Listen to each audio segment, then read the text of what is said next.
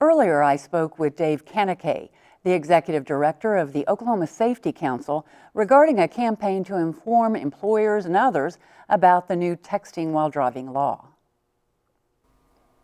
Dave, tell us about the campaign. Actually, a PR firm of ours created kind of a catchy phrase to a campaign called Practice Safe Text. We hope the phrase is catchy enough that it'll catch attention and get people to understand why they shouldn't text and drive anymore, especially with the new law coming up November 1st this Sunday. Why is this new law so important? Oh my, we have tried for 6 years to get this passed through the legislature. We are the 46th state. It seems like we've been pretty slow to get there. Texting is the most prevalent distracted form of driving on the roadways today. There are other things that can be more dangerous, like reaching in the back seat, turning around, trying to pick something up off the floor. But as for prevalence, what's going on out there, it's texting. So I'm glad we're finally past this and ready to put some teeth into it. What took Oklahoma so long to enact this law? That is politically? That's $1 million question.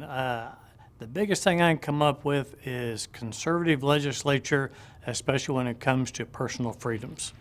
And I probably better just leave it at that. You can look at the helmet law on motorcycles.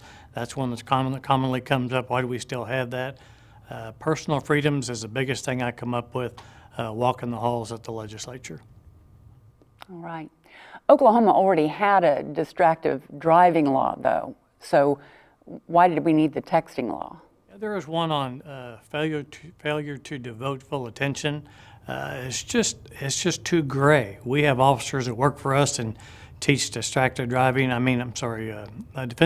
classes, and they would tell me too that it's just not enough to pull somebody over and make it stick. They wanted something more specific as well. So the good thing is all of law enforcement are behind this specific law on texting. How will officers know if a person is texting, and how will the court prove that someone was indeed texting if the citation is challenged? I think initially it's going to be by probably word against word. An officer, I think, will need to see somebody with the phone up in the air, probably somewhere where they see some fingers moving. Pretty well anything more than pushing a one button on the phone, shortcuts and things would probably be considered texting. Anything past that. They're not going to confiscate the phone. That won't happen. We'll just have to see where the courts wind up with that. But initially, it's just going to be the officer stating to the driver, I believe you're texting, and we'll just see how it ensues from there. All right. Dave Kaneke, the executive director of the Oklahoma Safety Council, thanks so much for being with us. Thank you.